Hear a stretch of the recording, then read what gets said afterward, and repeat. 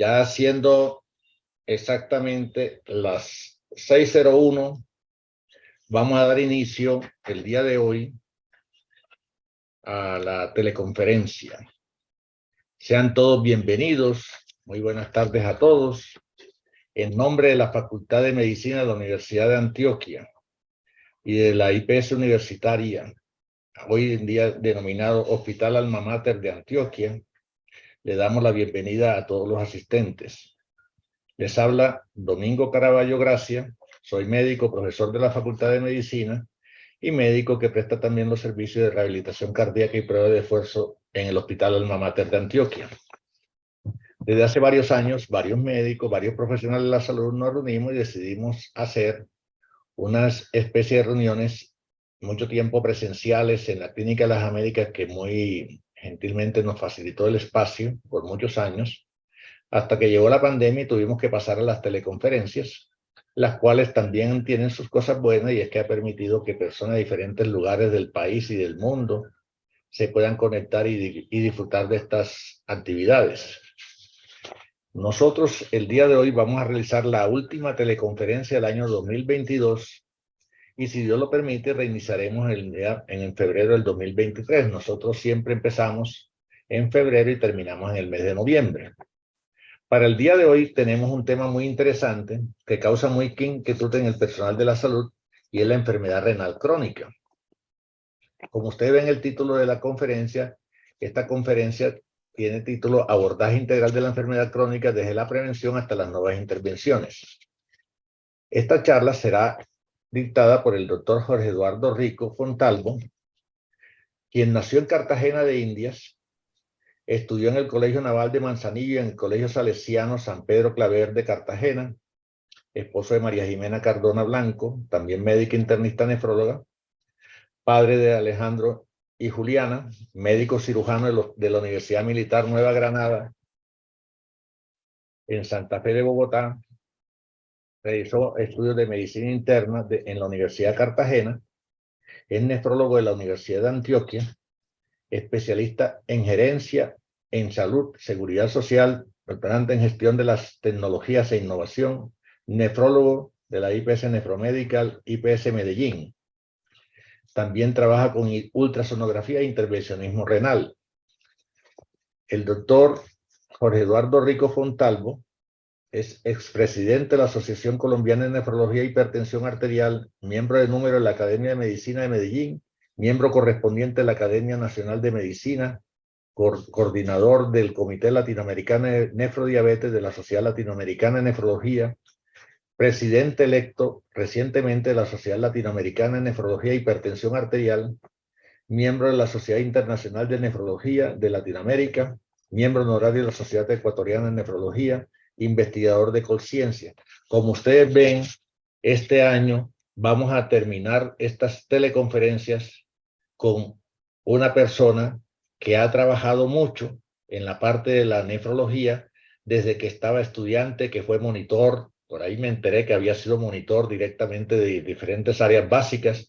Un excelente profesional, una persona que también ha trabajado mucho en esta parte que estamos haciendo, y es educar a la población en general sobre la parte de la enfermedad renal, en el ánimo de la prevención y el manejo de esta actividad.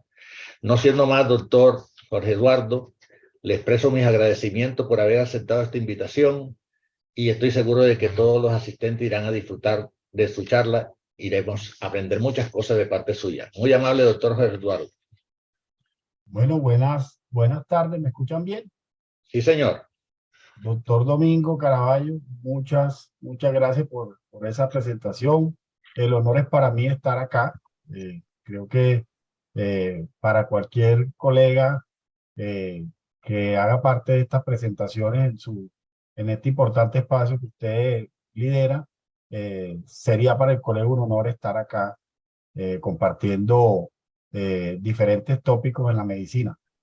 Muchas gracias. Usted sabe que le tengo un aprecio muy especial a usted y a su distinguida familia, a sus hermanos, a sus sobrinos y hijos, etcétera, etcétera, porque pues la verdad, desde muy pequeño tengo muy buenas relaciones con la familia Caraballo, que es una familia de bastante liderazgo y de bastante academia, no solamente aquí en Medellín, sino también en la costa Caribe colombiana. Entonces, bueno, yo voy a hablarles sobre este tema muy importante y quiero saludar a todas las personas que están conectadas y vamos a hacer un abordaje integral de la enfermedad renal crónica, pero yo he tratado de enfocar esta presentación en las nuevas intervenciones que hay específicamente en la prevención renal, porque nosotros hemos avanzado mucho, mucho, mucho en la parte de intervenciones terapéuticas en la enfermedad renal avanzada, hemos avanzado en diálisis, hemos avanzado en trasplante, pero gracias a Dios en los últimos años teníamos un hueco, un vacío muy importante en la parte de salud renal en la prevención y en eso precisamente con los nuevos, con las nuevas intervenciones que hay, la nefrología ha cambiado un poco y ya contamos con herramientas importantes para inclusive hacer prevención primaria, y ojo con este concepto, prevención primaria de enfermedad renal en personas que tienen condiciones o factores predisponentes y también cambiarle el curso a los pacientes que tienen enfermedad renal para evitar de que lleguen precisamente a una etapa avanzada y que lleguen a diálisis o trasplante. Esta es mi declaración de conflicto de interés. Esta presentación es dada por una invitación de mi amigo, colega y compañero, el doctor Domingo Caraballo de la Academia de Medicina de Medellín. No tengo ningún conflicto de interés para esta presentación y todo lo que voy a manifestar es de absoluta responsabilidad mía. Ustedes saben muy bien que la enfermedad renal crónica se ubica dentro de las enfermedades crónicas no transmisibles. Y las enfermedades crónicas no transmisibles tienen alto impacto, no solamente por la mortalidad que implica a nivel mundial las enfermedades crónicas no transmisibles, sino por la alta carga de morbilidad que tienen. Fíjense que cuando uno mira estadísticas a nivel mundial sobre enfermedades no transmisibles, la literatura dice que más o menos 41 millones, esto es un informe de la Organización Panamericana de la Salud, 41 millones de personas en el año mueren básicamente por enfermedades crónicas no transmisibles. Esto equivale más o menos a un 70% de las muertes que se producen en el año. O sea, de cada 10 personas, 7 se mueren por enfermedades crónicas no transmisibles. Y si nos vamos a América Latina fue la principal causa de mortalidad, más o menos 5.5 millones de muertes por año, estas son estadísticas recientes, y la enfermedad renal crónica, que no está dentro de las 10 primeras causas, la proyección que tiene para el 2040 es que va a ser la quinta causa de muerte. Ahorita más o menos les voy a mostrar cómo han sido los puestos que ha ocupado la enfermedad renal crónica. No solamente el impacto en mortalidad, sino el impacto o la alta carga en morbilidad. Y uno mira que en estas enfermedades hay indicadores alarmantes, que más o menos se pierden 226 millones de años de vida ajustados por discapacidad y 121 millones de años de vida por muerte prematura, antes obviamente de la expectativa de vida. ¿Cómo está la enfermedad renal crónica? Que es lo que le estaba comentando. Y estas son estadísticas a nivel mundial. Este es el Atlas de la Sociedad Internacional de Nefrología. Ustedes pueden ver ahí que más o menos la prevalencia de enfermedad renal crónica en el mundo es como del 9 al 11%, más o menos un 10%. Quiere decir que más o menos deben existir en el mundo 840 a 850 millones de personas con enfermedad renal crónica. Si uno mira básicamente el mapa de nuestro continente, la prevalencia, por lo menos en países que reportan como Chile, es del 12%. Miren otras prevalencias que son bastante altas. Nosotros ahorita les comento cómo son los datos de Colombia. El mes siguiente, y si quieren, yo les puedo facilitar, va a salir una publicación que la lideré yo en la revista de Nefrología Latinoamericana sobre la situación de la enfermedad renal crónica. Ya el artículo está aceptado, sale publicado como en 15 días y van a ver que a pesar de que tenemos una cobertura universal, prácticamente tenemos una prevalencia bastante con mucho subregistro. Todo ahorita les comento los datos en Colombia. Y la misma enfermedad renal crónica tiene algunos componentes que son no tan buenos. Una enfermedad que es silenciosa en la mayoría de veces, es una enfermedad que es crónica, que es progresiva lentamente y que en Colombia y obviamente en muchas partes del mundo está muy subdiagnosticada. La principal causa de enfermedad renal crónica no ha cambiado en el mundo, sigue siendo la diabetes. Y la diabetes también es muy frecuente, tiene mucha prevalencia. Y la segunda causa es la hipertensión y la tercera causa es la suma de la hipertensión con la diabetes. Entonces, estos factores de riesgo, la hipertensión, la diabetes y la mezcla de las dos también son enfermedades prevalentes y hace obviamente que esta enfermedad tenga un alto impacto. Fíjense, aquí están las personas que tienen en el mundo enfermedad renal crónica. Fíjense cuántas personas hay en diálisis. Más de 2,5 millones de personas en el mundo están en diálisis, pero la proyección es que se espera que para el 2030, o sea, dentro de unos años, dentro de 7, 8 años, va a haber el doble de personas en diálisis. Y eso que este es un número que está bajo, porque en muchos países todas las personas no tienen acceso a diálisis. Entonces, probablemente este número pueda ser el 20 o el 30% de los que realmente pacientes deben estar en terapia de reemplazo renal. Y miren la cantidad de pacientes que mueren por muerte prematura por enfermedad renal.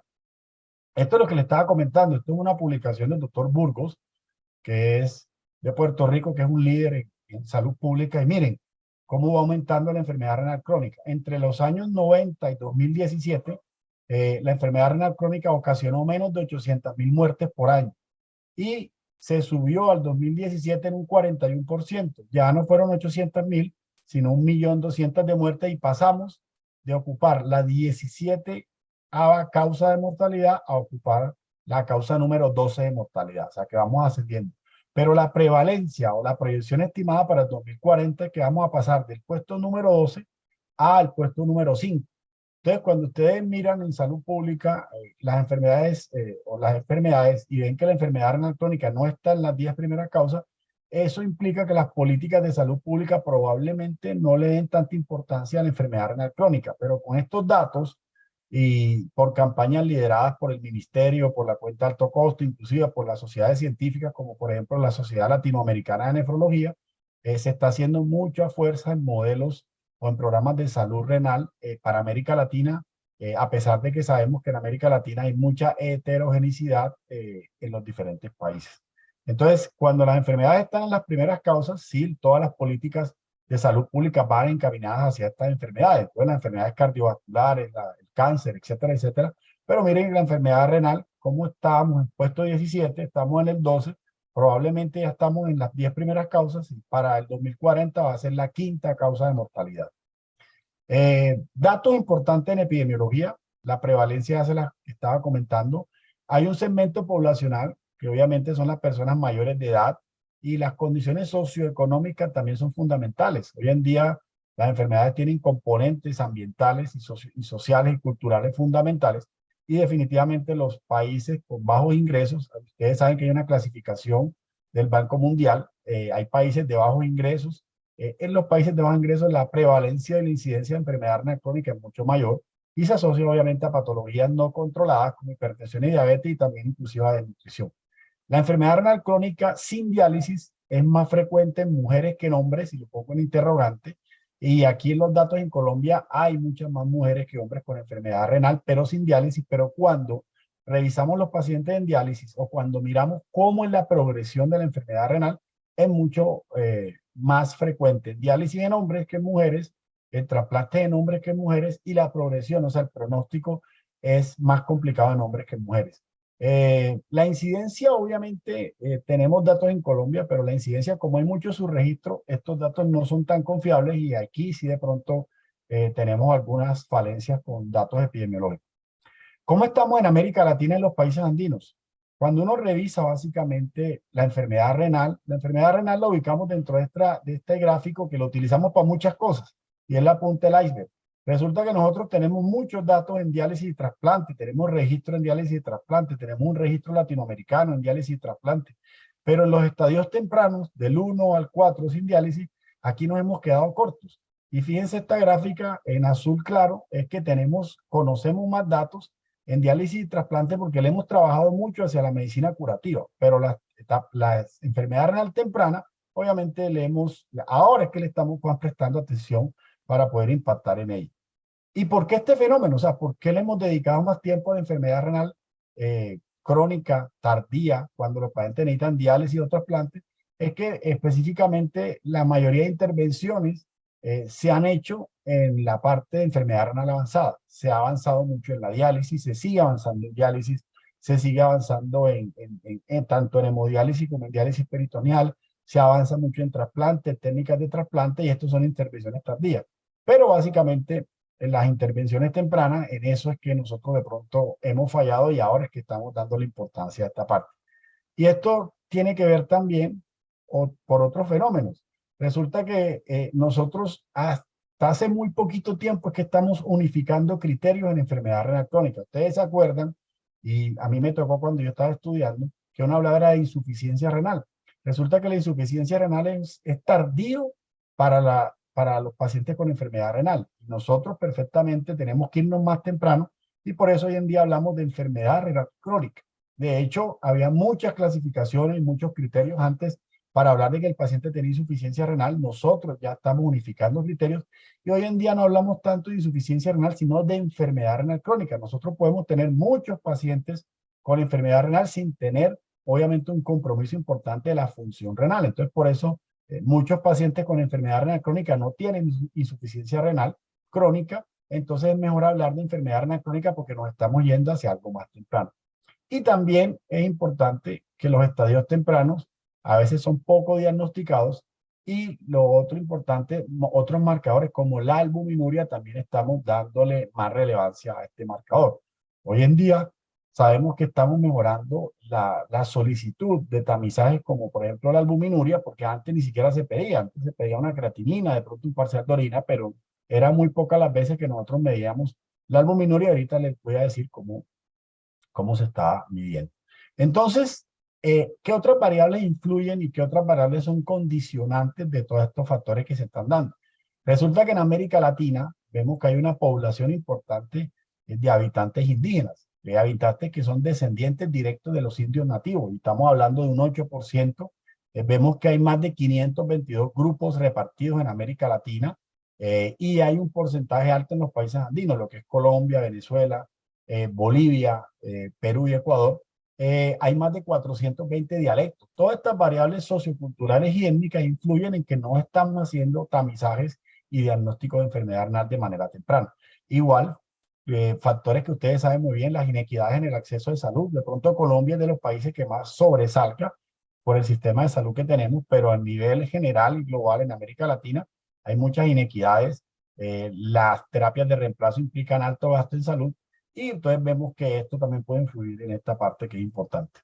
Yo les comentaba que nosotros en la Sociedad Latinoamericana de Nefrología tenemos un registro, que es el registro de diálisis y trasplante. Este es un registro que tiene ya varios años y que esta publicación todos los años, pero cada 2 años, perdón, sacan una actualización básicamente del registro latinoamericano de diálisis y trasplante. Ahí están los compañeros Alejandro Ferreiro, el doctor Rosa, la doctora Rosario, y este es un reporte publicado en esta revista clínica Kidney Journal del último registro, y esto salió recientemente en junio del año 2022. Fíjense que nosotros tenemos datos en diálisis, tenemos datos en trasplante, pero bueno, ¿y qué pasa con los estadios tempranos? ¿Qué nos dice el registro? Fíjense que el registro nos dice que en América Latina son 652 millones de personas, hay 20 países, y se supone que si la prevalencia de enfermedad renal crónica es del 10%, estamos hablando de que hay más de 60 millones de personas en América Latina con enfermedad renal. Y eso que no tenemos datos post pandemia, porque post pandemia pasaron efectos importantes. Uno, hubo muchos pacientes que fallecieron con enfermedad renal, pero también hubo mucho diagnóstico nuevo de enfermedad renal, porque ustedes saben que el COVID, uno de los órganos que afectaba era la parte renal. Muchos pacientes con COVID han podido hacer nefritis tubulointersticial o patologías renales, inclusive sin que las personas se dieran cuenta, inclusive muchos pacientes que requirieron con COVID grave diálisis, que de pronto lograron salvarse, muchos quedaron con secuelas de compromiso renal. Entonces esto hace que los números en enfermedad renal tenemos que actualizarlos y vamos a entrar en una era, o estamos en una era post-COVID, donde la enfermedad renal se ha afectado también. Fíjense en este informe, ustedes ven en verde y en azul. En verde ven hemodiálisis, en azul ven diálisis peritoneal y en moradito ven trasplante renal. En América Latina y en el mundo, la modalidad de diálisis que más se utiliza es la hemodiálisis. Ustedes ven que la gran mayoría de países, fíjense, utiliza hemodiálisis. En Colombia, como pueden ver ahí, estamos tratando de incrementar el porcentaje de pacientes en diálisis peritoneal, pero sigue siendo la hemodiálisis la terapia de soporte renal más frecuentemente hecha en nuestros pacientes, inclusive más que el trasplante renal. El único país en América Latina que de pronto tiene una más penetrancia de diálisis peritoneal sobre la hemodiálisis es Costa Rica. Yo he tenido la oportunidad de estar allá, de conversar con colegas, y allá Los pacientes con enfermedad renal avanzada van directamente a diálisis peritoneal y muchos pacientes o pocos pacientes que están en hemodiálisis inclusive solicitan estar más bien en diálisis peritoneal. Entonces esto obviamente ahorra costos y obviamente implica que esta modalidad, que debiera ser una modalidad más escogida en los pacientes con enfermedad renal avanzada, esté de pronto con esa subutilización. Miren, hay países, por ejemplo, como Jalisco, en México, que tienen un porcentaje importante de diálisis peritoneal, pero en general la mayoría de países en América Latina utilizan la hemodiálisis. Y fíjense que la hemodiálisis, como pueden ver acá, cada vez va incrementándose más. Aquí hay datos del 2006 hasta 2019 y cada vez estamos haciendo más hemodiálisis. La diálisis peritoneal, miren que se ha ido estancando y el trasplante ha ido aumentando como lentamente, pero estas curvas no debieran ser así. La modalidad más importante y que ha mostrado mejores resultados en pacientes con enfermedad renal avanzada es el trasplante renal y seguida obviamente de la diálisis peritoneal. Aquí pueden ver básicamente los datos relacionados con hemodiálisis. Y fíjense, miren ahí datos, por ejemplo, en Colombia, en Perú, en Argentina, cómo se ubican básicamente en la prevalencia por millón de habitantes. Nosotros estamos casi en los países que tienen más prevalencia por millón de habitantes en pacientes que están con hemodiálisis. ¿Y cómo estamos en Colombia? Porque todo esto es importante y para mí es importante mostrar o explicarles a ustedes que entiendan cómo es la situación de la enfermedad renal a nivel mundial, cómo es la situación de la enfermedad renal en América Latina y cómo estamos en nuestro país. Entonces yo les comentaba que ya por ahí en 15 días va a salir en la revista, en la edición que sigue, Nefrología Latinoamericana, un artículo que tengo el honor de liderarlo. Aquí participé con varios colegas que han sido presidentes de la sociedad, participó también la directora de la cuenta de alto costo y desarrollamos con los nuevos datos de la cuenta de alto costo, son datos que todavía no están publicados, cómo estamos en la enfermedad renal en Colombia. Y fíjense, cuando ustedes miran la curva o la gráfica del lado izquierdo, la prevalencia de enfermedad renal crónica en Colombia, para que se sorprendan, es del 1.7%. Imagínense, o sea, en Colombia no tenemos ni el millón de pacientes diagnosticados con enfermedad renal crónica en todos los estadios, cuando en Colombia, por el DANE, tenemos más de 51 millones de habitantes, 51.600.000 habitantes. Entonces, si hablamos de un 10%, como es la prevalencia estimada que tenemos nosotros del 10.7%, estaríamos hablando de que en Colombia por lo menos deben haber 5 millones de personas con enfermedad renal crónica y solamente no llegamos ni al millón de personas diagnosticadas, y eso que tenemos un sistema de salud con una cobertura prácticamente universal. Entonces ahí les doy ese interrogante para que vean que en Colombia, a pesar de que es de los países que está algo mejor en programas de salud renal, sin estarlo, o sea, es de los países que, ahora les cuento estadísticas de otros países, pero nosotros tenemos una prevalencia del 1.7, o sea, teóricamente somos el país a nivel mundial que tiene menos enfermedad renal crónica, porque no llegamos ni al millón y debiéramos tener 5 millones. Y fíjense, cuando uno mira incidencia, vemos que la incidencia es más o menos, como pueden ver ahí está. Fíjense que por ahí en el 2016 teníamos un valor de 7.4,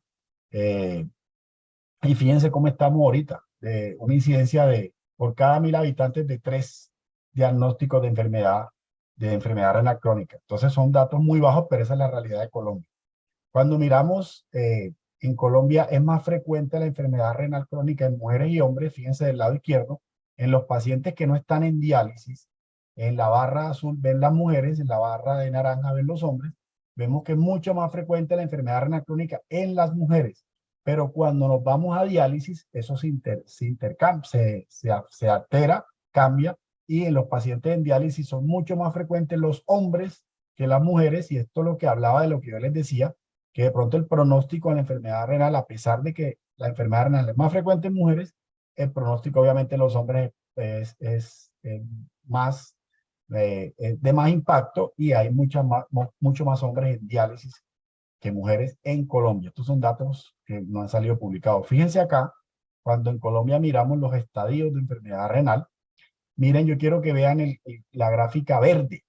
Hay 102.000 pacientes, un 11% de casos no estadificados. ¿Qué quiere decir eso? Que nosotros en la cuenta alto costo, cuando se reportan los pacientes con enfermedad renal, vemos que hay su registro. ¿Por qué? Porque una de las variables que hay es que a veces no se hace un buen seguimiento, no se confirma con una creatinina que hay enfermedad renal, no se le hace a los pacientes albuminuria, no se les confirma la albuminuria, y esto está afectando porque si no tenemos una confirmación de creatinina, no tenemos una confirmación de albuminuria, pues no podemos al paciente clasificarlo como enfermedad renal. Entonces tenemos muchos casos que están sin estadificar y hay muchos casos que no sabemos. Entonces, a pesar de que tenemos un modelo de salud donde hay programas de salud renal, porque eso la ley en Colombia dice que debe haber programas de salud renal, vemos que muchos programas no se están llevando de manera adecuada. Y por eso, obviamente, le hago la cuña aquí al doctor Caraballo, que estos espacios de educación son importantes precisamente para fortalecer, por lo menos en enfermedad renal. Yo sé que hay otras enfermedades el que nosotros la pensemos y la busquemos y la diagnostiquemos de manera correcta. Fíjense cuántos pacientes en Colombia hay en diálisis. Hay 42.000 pacientes en diálisis. Hay más en hemodiálisis que en diálisis peritoneal. Y más o menos casi la mitad de los pacientes son diabéticos más hipertensos.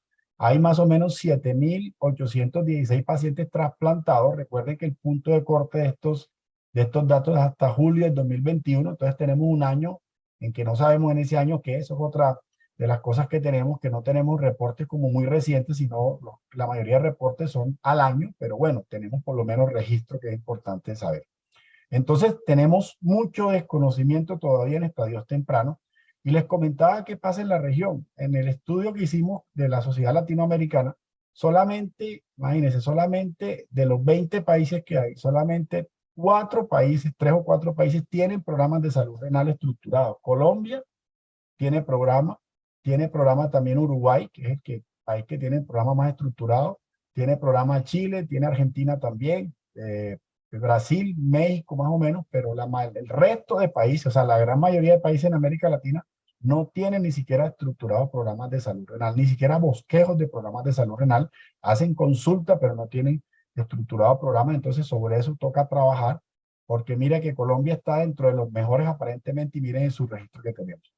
Entonces, en eso estamos trabajando. Por eso la charla no le voy a hacer, no le he hecho énfasis en la parte de diálisis y trasplante. Les he mostrado los datos, pero aquí hay que hacer énfasis en hacer tamizaje y diagnóstico temprano. Creo que con esos mensajes que yo les dejo a ustedes, quedaría contento en esta presentación.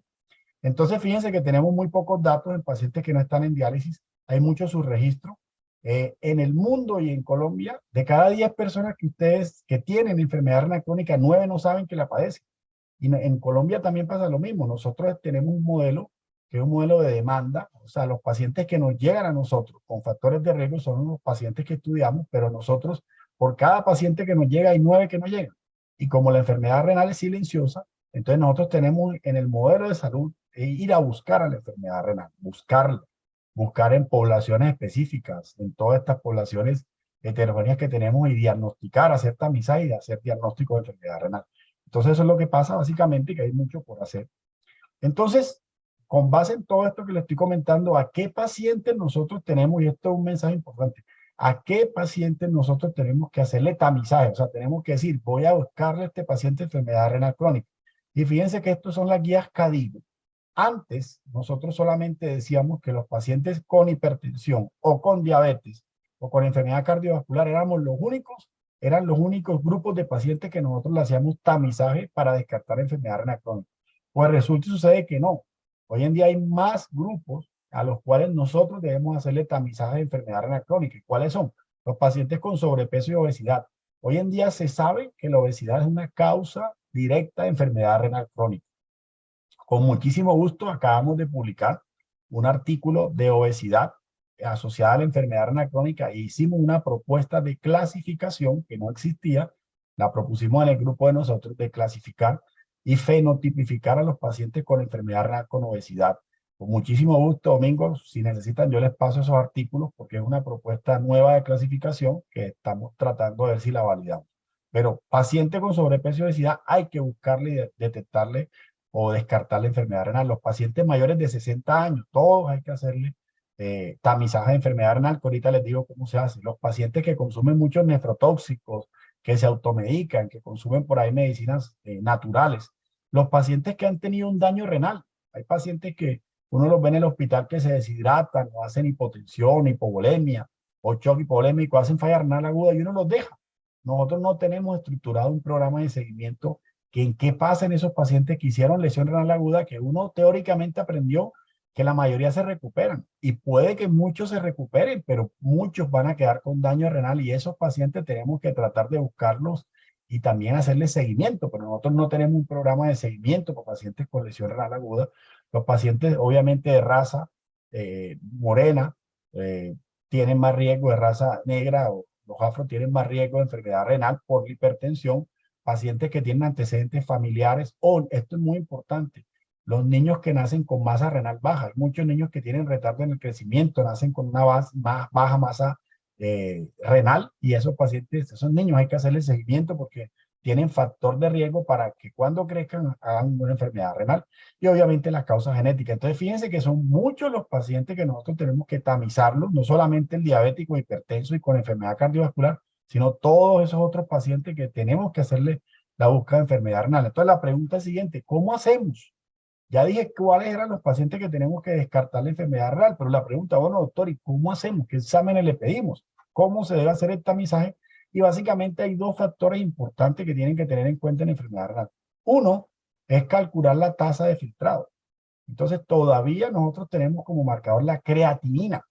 Entonces, la creatinina es un examen bueno, bonito y barato, pero siempre tengan en cuenta que se haga en un laboratorio de confianza y que esté estandarizada. Entonces, la creatinina debe estar estandarizada, el laboratorio debe tener estandarización de la creatinina. ¿Y uno qué hace? Se mete en Google y coloca calculadora de función renal o calculadora renal. Hay muchas calculadoras de función renal. En el celular uno pone calculadora renal y uno calcula el CKD. Entonces uno mete la creatinina, mete la edad, mete dos o tres datos más y ya con eso le hace un cálculo de la tasa de filtrado. La tasa de filtrado debe estar mayor de 60 centímetros por minuto. Ya saben que si la tasa es menor de 60 por 3 meses, por eso es que la creatinina debe confirmarse y debe hacerse en condiciones adecuadas. Un paciente que tiene fiebre, que está deshidratado, que tiene una descompensación de falla cardíaca, que de pronto ha hecho ejercicio, pues obviamente no le hagan ni creatinina ni albuminuria en ese momento. Pues tiene que tener unas condiciones de estabilidad para poder hacer la creatinina. Estoy hablando de enfermedad renal crónica. Entonces ya sabes, cogen la creatinina y hacen un cálculo de la tasa de filtrado, que meten ahí en el celular y ahí le pide daticos, el valor de la creatinina. Ya la raza no importa, entonces si la calculadora le aparece raza, esa calculadora está desactualizada, ya la raza no tiene impacto para hacer el cálculo de la tasa y utilicen la CKDEPI. Antes utilizábamos el MDRD, ya el MDRD no lo utilizamos tanto, sino CKDEPI, cuando uno busca la calculadora, ahí le aparece CKDEPI y uno básicamente con esos datos sencillos, nosotros hacemos el cálculo. Y lo otro importante, porque muchas veces la gente hace tamizaje de enfermedad renal solamente con la creatinina, ese es un error graso, un error fundamental y por eso tenemos que mejorar la parte educativa, porque muchos pacientes pueden tener creatinina normal, tasas de filtrado más de 60 y lo que van a tener es un marcador que es albuminuria. Entonces la pregunta es, ¿cómo pedimos la albuminuria? ¿Se pide albuminuria en 24 horas? No tiene indicación pedir albuminuria en 24 horas. ¿Se pide albuminuria sola? Tampoco, no. Lo que hay que pedir es un RAC, que es una relación albuminuria-creatinuria. Entonces uno la solicita, relación albuminuria-creatinuria en una muestra ocasional que puede ser de la mañana.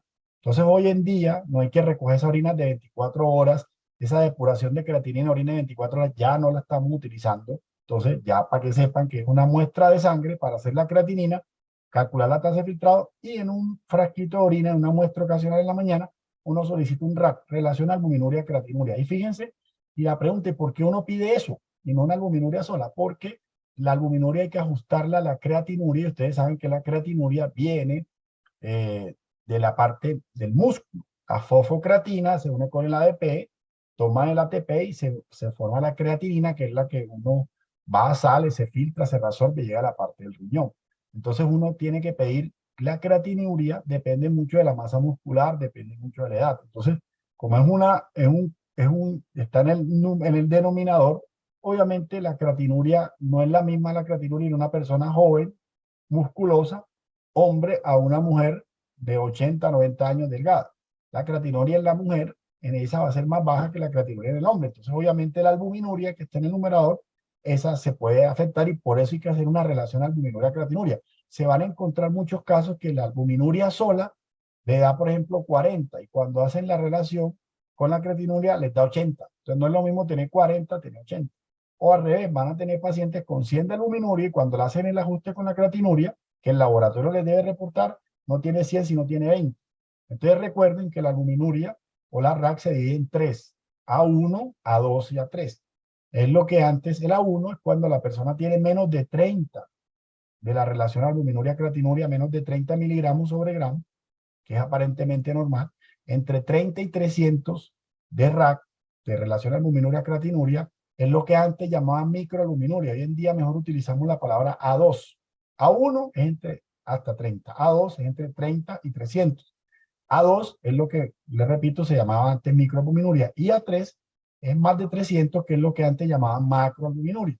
Entonces, eso uno lo puede equiparar a hacer una proteinuria, una relación proteinuria en una muestra espontánea, y cuando uno tiene hasta 30 de albuminuria, es como tener hasta 150 de proteinuria. Cuando uno está entre 330 y 300, es como si tuviera hasta 500 de proteinuria, y cuando uno tiene más de 300 de albuminuria, es como si tuviera más de 500 de proteinuria. ¿Qué es importante en esto? Ya saben, una creatinina, cálculo la tasa de filtrado, hagan un RAC, confirmen el RAC, también hay que hacerlo en condiciones estables, y hagan un parcial de orina también. Uno ve las guías y las guías dicen, uno tamiza al paciente con creatinina y con una relación albuminuria-creatinuria, pero háganle un parcial de orina también, porque la parcial de orina a mí me enseñaron mis profes de la Universidad de Antioquia, es la biopsia del pobre. Parcial de orina ustedes les puede indicar muchas cosas, les puede indicar cilindruria, hematuria, un sedimento activo. Con un parcial de orina ustedes se orientan, miran cómo está la densidad urinaria, miran si el paciente tiene proteinuria, miran si tiene hematuria. Entonces, la parcial de orina bien hecho es una herramienta muy útil, costo efectiva, y es un examen, como les digo, costo efectivo. Entonces, los tres exámenes son exámenes que son asequibles a todo el mundo, son exámenes que los pueden hacer en cualquier parte, y con eso ustedes pueden saber si el paciente tiene una enfermedad renal, sí o no, y van a diagnosticar muchos casos de pacientes que se van a sentir asintomáticos. Y fíjense que es importante que ustedes sepan, que es importante también que sepan, que una ecografía renal no es indispensable para hacer un tamizaje de enfermedad renal. Los otros exámenes que uno hace cuando ya uno al paciente le hace diagnóstico de enfermedad renal. Entonces, una cosa es tamizar al paciente, y ya una vez que uno tamiza al paciente y se encuentra, por ejemplo, que tiene una enfermedad renal, bueno, vamos a buscarle el apellido a la enfermedad renal y ya vienen los otros exámenes importantes. Entonces, ¿cómo hacemos el diagnóstico de enfermedad renal? Esto es muy importante. El diagnóstico de enfermedad renal crónica se hace básicamente cuando hay anormalidades en la estructura o función de los riñones, que tienen que estar presentes por más de 12 semanas y que implica, obviamente, que tiene implicaciones para la salud. ¿Qué quiere decir eso? Que si yo tengo un quistecito renal simple, eso no va a tener implicaciones para la salud. Entonces, un quiste simple no es un diagnóstico de enfermedad renal. Es diferente si yo tengo enfermedad poliquística, es diferente si yo tengo una hidronefrosis importante que me puede afectar esa parte renal.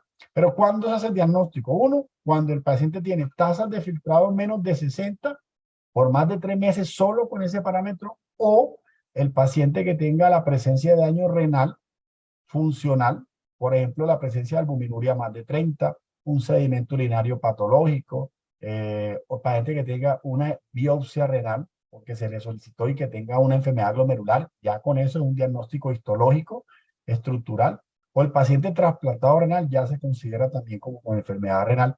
Trasplantado renal que le va bien, por lo menos una enfermedad renal crónica estadio 3. Entonces no es complicado el diagnóstico. Entonces ya saben que uno lo hace con tasa menos de 60 solo, o con cualquier tasa en el paciente que tenga normalidad funcional, por ejemplo, la presencia de albuminuria, hematuria, proteinuria, estructural, histológica, una biopsia renal. La biopsia renal positiva es de hacer diagnóstico de enfermedad renal, y si esto dura más de 3 meses, es una enfermedad renal crónica. Entonces no es complicado. Cuando ustedes la diagnostican, tienen que hacer la clasificación, y la clasificación es la clasificación CADIGO, que fíjense que esta clasificación no es tan vieja. Nosotros hace poquitos años es que estamos unificando criterios. Esto es del 2013, estamos hablando de 10 años. Antes era un desorden, hablamos de insuficiencia renal, unos decían una definición, otros otra. Esto nos unificó y hablamos de enfermedad renal crónica, y fíjense que la enfermedad renal crónica la clasifica tanto por la tasa de filtrado como por la presencia de albuminuria. Entonces uno dice que el paciente tiene una enfermedad renal crónica desde estadio 1 hasta el 5.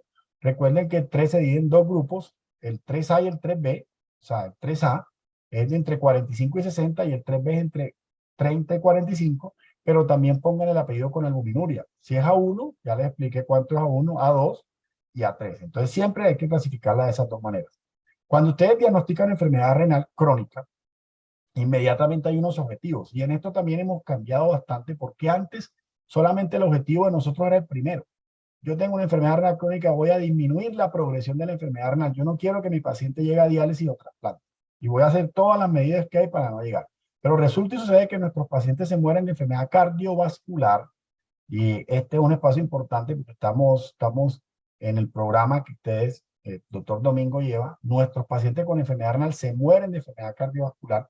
Los pacientes renales que llegan a diálisis son los sobrevivientes de la enfermedad renal, porque en el camino se mueren muchos de enfermedad cardiovascular. Entonces, nosotros como nefrólogos cambiamos los objetivos. A mí, como nefrólogo, no me interesa solamente diagnosticar la enfermedad temprana, evitar que ese paciente llegue a diálisis, sino paralelo a esto tengo que impactar en disminuir la mortalidad cardiovascular. Y por eso cuando diagnosticamos enfermedad renal, siempre inmediatamente nos tenemos que preguntar cuál es el riesgo cardiovascular y por qué es importante. Aquí pueden ver que los pacientes con enfermedad renal, a medida que la tasa de filtrado aumenta, o sea, el estadio aumenta, la tasa de filtrado disminuye, se mueren más los pacientes por enfermedad cardiovascular. Fíjense cómo la barrita de color azul o morado va incrementándose y no solamente la tasa de filtrado. Fíjense del lado derecho la albuminuria. Yo les había dicho que para hacer diagnóstico de enfermedad renal tenemos que tener más de 30 albuminuria, pero ya se sabe que pacientes con valores de 10 a 15 de albuminuria, que uno puede decir está normal, no tiene enfermedad renal, ese paciente tiene incremento en el riesgo cardiovascular. Recuerden que la albuminuria es un marcador de riesgo, un marcador de disfunción endotelial, no solamente de un daño renal, es un marcador de disfunción endotelial y de daño cardiovascular. Entonces, mensaje, aunque con más de 30 ustedes diagnostican enfermedad renal, el hecho de que tengan menos valores de mayores de 10 a 15, hagan intervención con ese paciente. Háganle, porque ese paciente tiene incremento en el riesgo cardiovascular y no tiene que tener necesario diagnóstico de enfermedad renal, sea diabético o no sea diabético. Entonces, fíjense que es muy importante que el riesgo cardiovascular se asocia a la enfermedad renal. Y fíjense que entre más albuminuria tengamos, fíjense la albuminuria 3, las pestañitas están más de rojo, o sea, hay más incremento en el riesgo cardiovascular. Resumen, el riesgo cardiovascular te lo da no solamente tener tasas de filtrado bajas, como pueden ver ahí en rojo, sino también tener la presencia de albuminuria. ¿Y qué pasa si el paciente es diabético? Nosotros en el 2020 publicamos, nos reunimos 4 sociedades científicas, cardiología, nefroendocrino y medicina interna, y publicamos estas recomendaciones para el manejo del riesgo cardiorrenal en el paciente diabético tipo 2. Y nosotros establecimos o nos preguntamos cuál es el riesgo cardiovascular si el paciente tiene enfermedad renal, pero vamos a hablar específicamente de diabetes, que es la principal causa. Y resulta que no hay diabético tipo de bajo riesgo. Los diabéticos son de riesgo moderado, riesgo alto y muy alto. Pero cuando es paciente renal, la gran mayoría de diabéticos renales son de riesgo alto y muy alto. Fíjense que para ser de riesgo muy alto, obviamente si ustedes han tenido un evento cardiovascular previo, una enfermedad aterosclerótica documentada, un infarto, una falla cardíaca, eso es predicción secundaria, ya es de riesgo cardiovascular muy alto. Pero si el paciente no ha tenido eso, pero tiene albuminuria 3, paciente renal que tenga más de 300 miligramos de albuminuria, eso solo puede tener 100 de tasa de filtrado, lo pone de muy alto riesgo cardiovascular, pero ojo, prevención primaria, porque no ha hecho eventos cardiovasculares. O pacientes que tengan menos de 30, hoy en día ya inclusive no hablamos de menos de 30 de tasa de filtrado, sino menos de 45. Solo con tener eso ya es de muy alto riesgo cardiovascular. O si ustedes tienen un diabético más de 60 años de edad con 3 factores de riesgo, muchos renales tienen eso, son hipertensos, son obesos, fumaron, dislipidemia. Entonces, la gran mayoría de pacientes renales pueden estar hasta etapas tempranas, pero son de muy alto riesgo cardiovascular. Entonces, teniendo en cuenta esa premisa de que nosotros a nuestro paciente renal debemos tratar de evitar de que llegue a diálisis, fíjense que estamos hablando de atacarlo tempranamente. Yo no me voy a meter en diálisis y trasplantes, eso es otro cuento y hacemos otra conferencia. Yo quiero entrar en la parte de diagnóstico temprano, intervención temprana. Entonces, además de nosotros intervenir al paciente de manera temprana, tenemos que también disminuirle la mortalidad o la mortalidad cardiovascular. Fíjense esta gráfica que es muy interesante y uno mira las intervenciones en enfermedad renal, diabética y no diabética, que han tenido impacto. Y en rojito ven intervenciones tanto en diabéticos como no diabéticos como causa de enfermedad renal, porque la diabetes es la principal causa. Y en gris ven los pacientes, las intervenciones que hay en diabetes. ¿Qué se dan cuenta? Que hay un antes y un después. ¿El antes cuál es? Lo que está en la base de todos los pacientes con enfermedades, con estas enfermedades. Nosotros tenemos que insistir en los factores, las intervenciones no farmacológicas, y esto es fundamental. La otra vez, yo les cuento una anécdota, estaba dando una conferencia con un colega endocrino y una colega cardióloga de la Universidad de Antioquia, muy famosos, muy conocidos, y estábamos hablando de intervenciones farmacológicas, de lo último con los medicamentos, y se paró una doctora, nutrióloga, me acuerdo, y nos dijo: doctores, ustedes hablan muy bonito de medicamentos, de las intervenciones, y eso es fundamental, mucha ciencia, muchas cosas nuevas que hay, pero partan, doctores, de la base, y la base es hablar de primero de los factores de riesgo. Eso es lo más importante, y yo le dije a la doctora y le dijo a la cardióloga: usted tiene toda la razón. La base del manejo, y por eso se llama base, sigue siendo intervenir los factores de riesgo, que el paciente deje de fumar, que el paciente evite el sedentarismo, que el paciente tenga una actividad física, ojalá con una guía, que el paciente se le maneje la parte nutricional dependiendo si es diabético, si es hipertenso, si es obeso, si tiene enfermedad renal. Si es diabético, que se le maneje la dieta también con glucosa.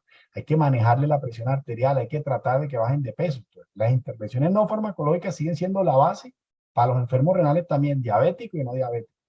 Hace 20 años entraron los inhibidores de la X y los ARA2, no como medicamentos antihipertensivos, sino como medicamentos nefroprotectores en pacientes diabéticos y no diabéticos, y ahorita les voy a mencionar esto.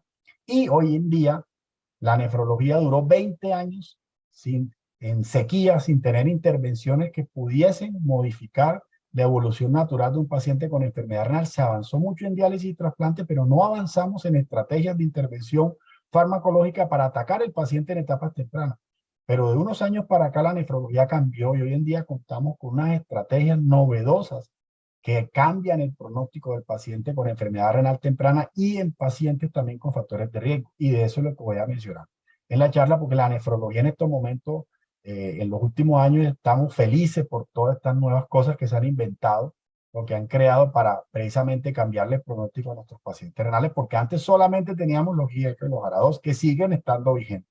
Entonces, fíjense que cuando uno habla de IECA o ARA2, aquí más o menos en el año 1993, y estamos hablando casi llegando al año 2000, empezaron a salir publicaciones con IECAS, específicamente en pacientes diabéticos tipo 1 y posteriormente con los ARA2 en pacientes diabéticos tipo 2. Y de esas publicaciones, de las más importantes fue la de Lewis, que publicó en New England Journal, que es el famoso estudio que hizo con captopril. Ese estudio demostró que el captopril, no como antihipertensivo, sino en pacientes con enfermedad renal diabética, nefropatía diabética tipo 1, mejoraba o disminuía la progresión de la enfermedad renal. Y aquí empezaron estos medicamentos, empezaron a hacer más estudios, y después en diabéticos tipo 2 comenzaron a hacer estudios con ARA2 para resaltar básicamente el estudio renal, que ustedes saben que fue con losartán, y el estudio IDNT-IRMA, que fue con irbesartán, y hay otros estudios como el MARVAL y esas cosas, que fueron estudios hechos en pacientes con enfermedad renal diabética, con nefropatía diabética, y demostraron estos medicamentos, los ARA2, que disminuían la progresión de la enfermedad renal. O sea, el paciente intervenido con estos medicamentos mejoraba el pronóstico renal, llegaba más tarde a diálisis, y eran pacientes que se necesitaban más cuando tenían albuminuria. Entonces, con IECA o ARA2, una cosa es el efecto antihipertensivo, que obviamente en hipertensos y diabéticos son los antihipertensivos de elección, pero otra cosa es el efecto nefroprotector, que lo tienen en diabético y no diabético, sobre todo cuando el paciente tiene albuminuria. No hay evidencia de que el IECA o ARA2 sirva como nefroprotector, no como antihipertensivo, sino como nefroprotector en pacientes que no tienen albuminuria. Entonces, la albuminuria es un marcador importante de inflamación y de daño renal, y por eso, si el paciente tiene albuminuria y tiene una enfermedad renal diabética, hay que utilizar IECA o ARA2. Si es diabético tipo 2, utilice más ARA2. Si es diabético tipo 1, utilice más IECA, pero obviamente hay que utilizar el bloqueo RAS. Pero a pesar de esto, del IECA o ARA2 como bloqueo, como tratamiento nefroprotector, se analizó el riesgo renal residual, y fíjense que seguía siendo alto. Fíjense con el irbesartán, el riesgo renal residual 32%, y con IECA o ARA2 casi un 40%, a pesar de que sirven, todavía falta unas aristas o faltaban unas aristas para manejar estos pacientes con enfermedad renal. Y por eso estábamos en sequía en nefrología porque se hicieron muchos estudios con múltiples medicamentos y ninguno logró conseguir nada hasta el advenimiento de unas nuevas terapias que son los inhibidores de GCLT2. Entonces miren esta gráfica que es muy interesante. Hace 20 años se posicionaron los GIECO, los ARA2 como medicamentos nefroprotectores y en esos 20 años hicieron estudios con lo que ustedes quieran, con antagonistas de endotelina, combinando IECA con terapia ARB, con antiinflamatorios, glucosaminoglucanos, con agentes estimulantes de la eritropoyesis y ninguno demostró efecto benéfico de nefroprotección hasta que llegaron recientemente los inhibidores de GCLT2 que empezaron, son antidiabéticos y que empezaron a utilizarse básicamente como antidiabéticos, pero se encontró en unos efectos muy importantes que vamos a ver. Entonces estamos en un presente donde el inhibidor de GCLT2 se ha posicionado ya como medicamentos nefroprotectores en diabéticos y no diabéticos con enfermedad renal. Entonces, cuando uno mira los estudios con inhibidores de GCLT2, miren aquí están los estudios más importantes. Estos medicamentos, como son antidiabéticos, tenían que tener sus estudios de seguridad cardiovascular. Y estos son los estudios más importantes, el EMPA-REG con empaglifosina, el CANVAS con canaglifosina, que no tenemos en Colombia, y obviamente el Diclertimi con dapaglifosina. En Colombia tenemos empaglifosina y tenemos dapaglifosina. Y fíjense que estos estudios, ¿qué demostraron? Sí demostraron que disminuían el MACE, o sea, disminuían, eran medicamentos cardioprotectores en pacientes diabéticos, pero cuando analizaron, o cuando se analizaron básicamente los desenlaces secundarios, fíjense que a pesar de que estos estudios disminuyeron la mortalidad o los desenlaces cardiovasculares, encontraron en los objetivos secundarios que disminuían falla cardíaca y disminuían desenlace renal. Entonces dijeron, bueno, estos medicamentos sirven para falla cardíaca y sirven para enfermedad renal. Vamos a hacer estudios específicos en falla cardíaca y en enfermedad renal. Y fue así básicamente como se empezaron a diseñar estudios con un medicamento antidiabético en falla cardíaca, tanto en diabéticos como no diabéticos, y en enfermedad renal, tanto en diabéticos como no diabéticos. Entonces, en enfermedad renal, los resultados secundarios fueron asombrosos. Fíjense que la disminución de ese desenlace renal fue más de un 40%. Entonces, demostraron que disminuían, eran cardioprotectores, pero también demostraron como objetivo secundario que disminuían el desenlace renal. Entonces, la pregunta, ¿por qué estos medicamentos sirven para riñón? Resulta que estos medicamentos ustedes saben que actúan a nivel renal. Esto es una publicación que hicimos en el Journal Clinical of Nephrology, revisando todos los mecanismos de acción hasta ese momento con estos medicamentos. Y fíjense que estos medicamentos, ¿qué hacen? Estos medicamentos bloquean un cotransportador, aumentan la glucosuria, esa glucosa se va con el sodio, entonces el paciente va a tener aumento en la excreción de sodio y de glucosa. Por ese lado es que mejoran la parte de la diabetes, pero cuando uno tiene mucha glucosa y mucho sodio a nivel tubular, la mácula densa lo que hace es vasoconstrictir la arteriola aferente, es decir, disminuyen la presión del glomérulo, la presión intraglomerular, porque hay mucho sodio a nivel tubular y mucha glucosa. Entonces, este es un medicamento, un mecanismo de nefroprotección, pero también son antiinflamatorios a nivel renal. Entonces, tienen una cantidad de efectos importantes, disminuyen el estrés oxidativo, disminuyen la fibrosis tubular, disminuyen obviamente la producción de radicales libres, producen vasodilatación intrarrenal. Ustedes saben que los pacientes renales diabéticos tienen más predisposición a anemia. Estos medicamentos vasodilatan el riñón y mejoran inclusive la producción de eritropoyetina. Y como efecto indirecto, obviamente bajan de peso, bajan la glicada, bajan la presión arterial. Entonces tiene efectos importantes de nefroprotección que le sirven a los diabéticos y a los no diabéticos. Estos son los tres principales estudios que tienen estos medicamentos en pacientes renales: CREDENCE, DAPA-CKD y EMPA-KIDNEY. CREDENCE básicamente fue hecho en enfermedad renal diabética. Se demostró que la canaglifosina sirve para los pacientes con enfermedad renal diabética. Previene el deterioro del daño renal, pero en pacientes que no tienen diabetes, sino que tienen enfermedad renal por diabetes y por no diabetes, están estos dos estudios, DAPA-CKD con dapaglifosina y EMPA-KIDNEY con empaglifosina. Es decir, los inhibidores de GCLT2 tenemos 3, en Colombia tenemos 2, y estos son los dos estudios hechos en pacientes netamente renales, diabéticos y no diabéticos, donde se iba a demostrar si estos medicamentos eran nefroprotectores, básicamente. Entonces, cuando uno mira, por ejemplo, con dapaglifosina, este es el estudio de dapaglifosina, estas son las características del estudio, ven que de los 4.300 pacientes, 2/3 eran diabéticos, una tercera parte no era diabético. Fíjense que ahí está la nefropatía por IgA. Y miren lo que se buscó. Objetivo primario compuesto. Era un objetivo primario que evaluaba si en los pacientes con enfermedad renal diabético y no diabéticos, la dapaglifosina disminuía el objetivo primario compuesto. ¿Y qué objetivo primario? Ahí estaban evaluando deterioro sostenido más del 40% de la tasa de filtrado, si el paciente llegaba a diálisis o trasplante o la muerte renal y cardiovascular. Ellos estaban evaluando, perdón, el 50%, o sea, pacientes que presentaban aumento en la tasa de filtrado, más de un 50%, y las otras variables. Entonces, los pacientes que se intervinieron con dapaglifosina presentaron una mejoría en la reducción de estos eventos adversos renales en un 39%. Y este es el resumen, para no extendernos, pero es un estudio que demostró que la dapaglifosina en pacientes diabéticos y no diabéticos son medicamentos nefroprotectores, inclusive cuando uno inicia en etapas tempranas. Y entre más temprano lo inicie uno, estos medicamentos pueden ser más efectivos. Es más, tienen un estudio en prevención primaria, donde pacientes diabéticos que uno utiliza dapaglifosina les previene a los pacientes llegar o hacer enfermedad renal. Por eso son medicamentos que se llaman modificadores de la enfermedad. Y miren la reducción de mortalidad de un 31%. El otro es la empaglifosina, que este estudio acaba de salir hace un par de días, que es el estudio en Pakimi también. Miren todos los pacientes que se incluyeron, la mayoría de alto riesgo. Aquí se incluyeron pacientes con albuminuria y sin albuminuria, con enfermedad renal diabética y no diabética, y miren las características. Ahí están más de 6.000 pacientes, ahí está el promedio de las tasas de filtrado, que fue de 37, la mitad de los pacientes tenían albuminuria, y miren en el cuadro del lado derecho, que había de todas las causas de enfermedad renal, enfermedad glomerular, diabetes, eh, mm, enfermedad, nefropatía isquémica, hipertensiva, etcétera, etcétera. Miren que la empaglifosina también demuestra lo que demostró la dapaglifosina, que si uno utiliza empaglifosina en pacientes con enfermedad renal, hay una disminución de un 28% en presentar estos eventos adversos renales, que es la enfermedad renal avanzada, llegar a diálisis o trasplante o la muerte renal.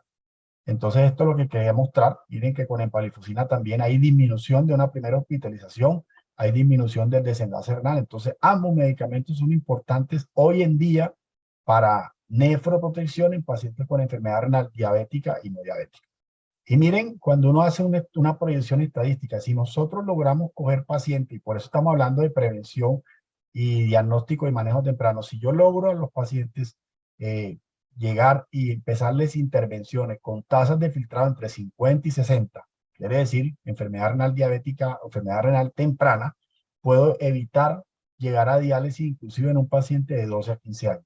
Por eso es muy importante estos medicamentos están en aprobación todavía, ya están esperando que el INVIMA, que lo han hackeado como 2 o 3 veces, lo apruebe. Están aprobados para enfermedad renal diabética, están esperando la aprobación para enfermedad renal no diabética, porque son medicamentos que van al lado de los IECA y los ARA2, son los dos pilares fundamentales, más las intervenciones no farmacológicas en los pacientes con enfermedad renal temprana. Eso es muy importante. Entonces, la intervención multifactorial es fundamental. Claro, nosotros no hay ninguna intervención que ustedes hagan que te aumente la tasa de filtrado. Nosotros lo que hacemos en nefroprotección es tratar de disminuir la progresión de la enfermedad renal. Y obviamente con las modificaciones en el estilo de vida es importante. Si yo al paciente le agrego un bloqueo RAS, un IECO ARA2, me mejora, pero todavía sigue el riesgo residual. Si yo al paciente le utilizo el inhibidor de GSLT2, sigue todavía, mejoran, pero sigue todavía habiendo un riesgo residual. Y también ahorita están cogiendo mucha fuerza los antagonistas de receptor mineralocorticoide, sobre todo en pacientes con enfermedad renal diabética. O sea, diabetes como causa de enfermedad renal.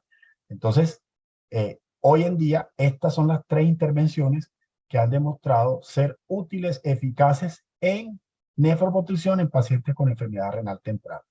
Entonces, básicamente ese era el mensaje que les quería dejar. La nefrología ha avanzado mucho.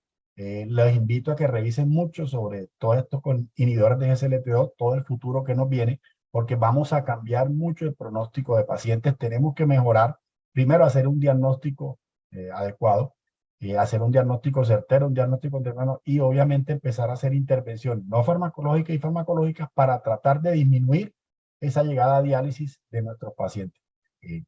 Avanzamos mucho en terapias de soporte renal, en diálisis, en hemodiálisis, diálisis peritoneal, pero tenemos que avanzar, sobre todo diagnóstico, tamizaje e intervención de manera temprana, precisamente para lograr objetivos con nuestros pacientes. Estos son los mensajes para llevar a casa. Creo que hay saber o mensaje importante que la enfermedad renal es muy frecuente, silenciosa, con alta tasa de mortalidad, que dentro de los objetivos del tratamiento hay que enlentecer la progresión de la enfermedad renal, pero también, y aprovecho que están ustedes, disminuir el riesgo cardiovascular.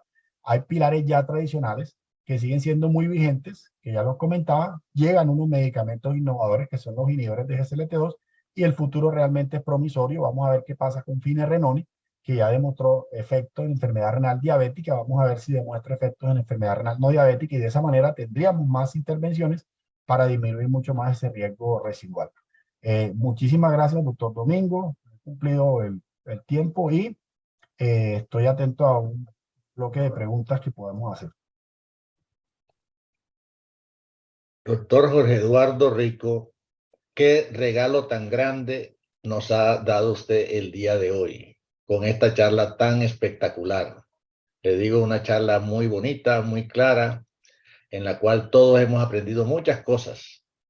Hay algo interesante, doctor Jorge Eduardo, y que usted ha recalcado, y alguien me preguntó cuando programamos esta actividad sobre enfermedad renal crónica, alguien me preguntó, bueno, ¿y por qué van a hablar del problema renal? Si esto es una, usted siempre dirige la parte sobre la rehabilitación cardíaca, pero me encantó que usted hubiera hecho énfasis directamente en esos factores de riesgo, los mismos factores de riesgo, en los cuales nosotros hacemos énfasis en la parte cardíaca, como es la hipertensión, el control de la hipertensión, el control de la diabetes, fomentar el estilo de vida físicamente activo, controlar el peso directamente a la persona. Esos mismos factores pueden afectar directamente la función renal, o sea que se está demostrando esa interacción cardiorrenal o renocardíaca, como se dice en otras partes. Entonces, esa interacción cardiorrenal, si protegemos el corazón, estamos protegiendo la función renal. Entonces, eso es una cosa que me encantó directamente la charla. No sé si alguna persona de aquí quiere hacer alguna pregunta, alguna intervención, pero quería hacer énfasis sobre esa parte. Eso es muy importante, doctor Domingo. Hoy en día hay una conexión entre el riñón y el corazón. Y las patologías cardiovasculares son muy frecuentes en enfermedad renal, pero también en enfermedad renal, o sea, es una relación viceversa. Los pacientes con patologías cardiovasculares tienen más riesgo de hacer compromiso renal, paciente con falla cardíaca avanzada tiene más riesgo de hacer enfermedad renal, pero el paciente con enfermedad renal también tiene más riesgo. Imagínense que casi la mitad de los pacientes en diálisis pueden tener falla cardíaca. Usted sabe el espectro, hay falla cardíaca con fracción de eyección preservada y la reducida. Entonces, para nosotros los nefrólogos es importante riesgo cardiovascular y es importante la detección temprana de enfermedad cardiovascular, porque precisamente si uno no controla la enfermedad cardiovascular, uno no está haciendo nada, porque eso es lo que hacíamos antes. Es que antes nosotros, usted se daba cuenta, enlentecíamos la llegada a diálisis, pero ¿cómo llegaba ese paciente? Ese paciente llegaba desnutrido, en malas condiciones y a veces se morían más rápido. Hoy en día es preferible que llegue a diálisis más temprano o a trasplante, pero que llegue en una buena condición y sobre todo controlado desde el punto de vista cardiovascular, porque nuestros pacientes que llegan a diálisis se mueren de enfermedad cardiovascular, se mueren de enfermedad en el camino y son sobrevivientes, y por eso creo que usted atinó muy bien en un espacio de cardiovascular que se incluya la parte de nefrología, porque estamos muy aliados. Y las terapias que tenemos hoy en día innovadoras benefician a los pacientes en el corazón y en el riñón. Una cosa importante que no teníamos nosotros, por lo menos hace 5 o 6 años no teníamos esa parte. Ya. Yo le digo a todo el mundo, no es lo mismo que usted ha dicho también en toda la charla. Muchas veces la gente piensa nada más en medicaciones. La gente piensa que me van a dar la medicación, la gente piensa que me van a hacer la diálisis, etcétera. Pero la gente no piensa que si no modifico mi estilo de vida, esas cosas no van a dar resultado. Entonces, es Completamente. una cosa que es fundamental tanto para la parte cardíaca como para la parte de la función renal, como usted la acaba de representar. Yo le tengo una pregunta, doctor. Me llamó mucho la atención cuando usted decía sobre diálisis, la hemodiálisis y la diálisis peritoneal, que incluso hay países donde predomina mucho más la parte de la diálisis peritoneal. ¿Qué ventaja o desventaja tiene? ¿Y por qué en Colombia se está dando más prioridad a la hemodiálisis? Yo, por ejemplo, en rehabilitación cardíaca recibo muchos pacientes con problemas renales y ninguno tiene problema, diálisis peritoneal, todos llegan con hemodiálisis. ¿Qué ventajas tiene lo uno o lo otro? Don, ojalá los pacientes que estén en diálisis peritoneal. Ojalá. Lo que pasa es que se ha creado un mito mundial y es que obviamente la hemodiálisis es más fácil de su realización. Más fácil porque puedes hacerle una fístula, poner un catéter y uno le empieza la hemodiálisis. Uno. Dos, muchos pacientes llegan urgentizados. Es decir, tenemos que tratar de diagnosticar más tempranamente para no ver tantos pacientes con urgencia dialítica como vemos todos los días. Entonces, si el paciente llega en urgencia dialítica, obviamente la técnica para hacer es hemodiálisis, porque uno la hace en el momento, hipercalemia, acidosis. Entonces, el paciente está en hemodiálisis y ya se acostumbra a una terapia donde él, pues, no, prácticamente no tiene que hacer muchas cosas. Entonces, ya convencerlo de que haga diálisis peritoneal es bastante difícil. ¿Qué pasa en Costa Rica? Que en Costa Rica tienen detección temprana y los pacientes les van enseñando, los van preparando para diálisis peritoneal y no para hemodiálisis. Entonces nosotros tenemos que ir mejorando el proceso educativo porque la diálisis peritoneal es una excelente terapia, pero también tiene muchos mitos. Que al paciente le toca hacerlo obviamente en la casa, que se va a infectar, que son 4 veces en el día. Resulta que ya hay máquinas también para hacer eso. Entonces, estamos tratando de cambiar el mito, que no es fácil, la parte educativa es complicada, pero indudablemente la mejor opción es el trasplante. Pero en las terapias sustitutivas, la peritoneal es una excelente opción y tiene mejores indicadores cardiovasculares y renales, y después sigue la hemodiálisis. Usted sabe que de todas maneras la hemodiálisis es una técnica que puede resultar más fácil inclusive para el nefrólogo. O sea, uno de pronto no se complica uno la vida porque usted le empieza hemodiálisis, listo, pero peritoneal implica un proceso de educación, una serie de cosas, y a veces el paciente no es proactivo. El paciente va a hemodiálisis, se acuesta y le hacen la hemo, pero en peritoneal tiene que aprender o tiene que hacerse varias veces, o sea, tiene que aportar más él en su enfermedad. Básicamente es eso, ¿verdad? Le pregunto, en Costa Rica, ¿cómo hacen esa detección tan temprana? Usted que ha hecho tanto énfasis en el tamizaje, ¿qué es lo que hacen en Costa Rica que de pronto los médicos generales de aquí o el personal de salud de aquí del país pudiera comenzar a hacer también tempranamente? Usted hablaba de un examen muy sencillo que da mucha información como el citoquímico de orina. ¿Qué otras cosas más hacen en Costa Rica que pudiera ayudar a la prevención? Ellos tienen como modelo básicamente. Primero, ellos no tuvieron acceso a la hemo y cuando a veces no había acceso a la hemo, tenían la diálisis peritoneal. Entonces fortalecieron mucho la peritoneal y su programa le fue bien. Claro, como le fue bien con peritoneal, eso es como el chisme que se va regando. Entonces, claro, los pacientes en peritoneal, como se ven bien, ya no quieren hacerse hemodiálisis, sino que tienen que usarlo, ven las agujas grandes porque ya tienen una experiencia ganada en peritoneal y los mismos nefrólogos se han encargado de darle como buena propaganda a la diálisis peritoneal. Pero como en la mayoría de países, eh, de pronto no se fortaleció la diálisis peritoneal de entrada por múltiples factores, ya aquí la mayoría de pacientes están en hemo, pero no, Colombia ha ido avanzando, ya por lo menos estamos en un 22% en peritoneal, hace un tiempo era el 5%, el 10%, pero todavía nos falta porque obviamente también, yo creo que si usted hace diagnóstico temprano, el paciente lo va preparando, pero si llega en urgencia, muchos pacientes en urgencia dialítica, uno tiene que hacerle hemodiálisis y ahí se quedan en esa terapia, no se van a pasar para peritoneal, muchos, ya. Aquí el doctor Jaime Pérez, profesor de la Facultad de Medicina, dice también de que la diálisis peritoneal puede tener menos efectos secundarios, que permanecen más estables, que tienen Claro, mejor calidad de vida porque no tienen que sacrificar las horas productivas. de acuerdo con el profesor, tienen buena calidad de vida, hay pacientes que se la hacen manual y son 4 diálisis, entonces usted está haciendo más diálisis porque es que la hemodiálisis son 4 horas, son 12 horas a la semana. 12 horas que usted tiene que hacer todo en esas, y entonces no va a alcanzar a hacer todas las funciones, que igual la diálisis no reemplaza todas las funciones, pero peritoneal tiene mejores parámetros de adecuación que llamamos nosotros, el paciente maneja mejor el volumen, Y tienen muchas ventajas importantes que se han documentado, profe, en estudios. O sea, en estudios que han comparado paralelamente las terapias y definitivamente la gran conclusión es que la diálisis peritoneal es una gran opción, pero hay que saberla hacer bien, básicamente. Okay. Le voy a hacer dos preguntas aquí. Creo que ya vamos terminando porque usted también tiene sus otros compromisos. Nosotros, y yo le voy a hacer dos preguntas que me han hecho por el WhatsApp. Uno, ¿qué relación tiene, por ejemplo, será que la persona que tiene muchos cálculos renales, litiasis a repetición, tiene gran exposición a tener problemas de enfermedad renal crónica? Punto número uno. Y usted también habló en la charla sobre la parte de la masa renal. Por ejemplo, personas que tienen atrofia renal, personas que su riñón, uno de los riñones disminuyó su tamaño y de pronto tienen que hacerle nefrectomía.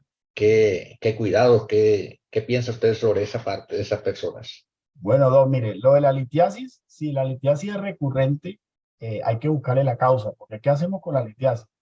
Uno la litiasis la trata, y hay muchas maneras de tratarla, a veces manejo médico, a veces manejo que hacen los colegas urólogos, litotricia, cirugía, pero no es tratarla, sino buscar la causa. Una persona con litiasis recurrente hay que buscar por qué está haciendo litos, por qué está haciendo cálculo, entonces hay que hacer un buen estudio metabólico, hay que hacer estudio del cálculo para ver cuál es el componente, si es calcio, oxalato, si es fosfato, etcétera, etcétera, y con base en eso hay pacientes que tienen problemas tubulares, tubulopatías, que una vez no las diagnostica de manera rutinaria, pero hay muchas tubulopatías que andan por ahí sueltas y te pueden ocasionar problemas de litiasis. La litiasis obviamente es un factor de riesgo y si el paciente tiene de base una enfermedad que explica la litiasis, tiene una enfermedad renal crónica y a veces hay litiasis que te van a ocasionar uropatía obstructiva importante y te pueden ocasionar un daño renal importante. Usted lo dijo, una litiasis grande te puede ocasionar un uropatía obstructiva de un riñón, una hidronefrosis, ese riñón se puede ir dilatando hasta que el riñón queda funcional.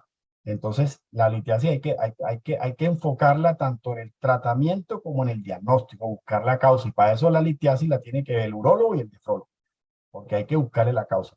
Y respecto de la masa es muy importante, o a veces uno no presta atención a eso, pero la masa renal, al nacer pequeña, es un factor de riesgo para enfermedad renal, porque no vamos a tener el mismo número de nefronas que va a tener una persona normal. Entonces, el paciente que tiene una pérdida renal secundaria, no es lo mismo el que nace con un solo riñón, eso es una paciente con agenesia, al paciente que hace una hipotrofia o atrofia y queda con un solo riñón después.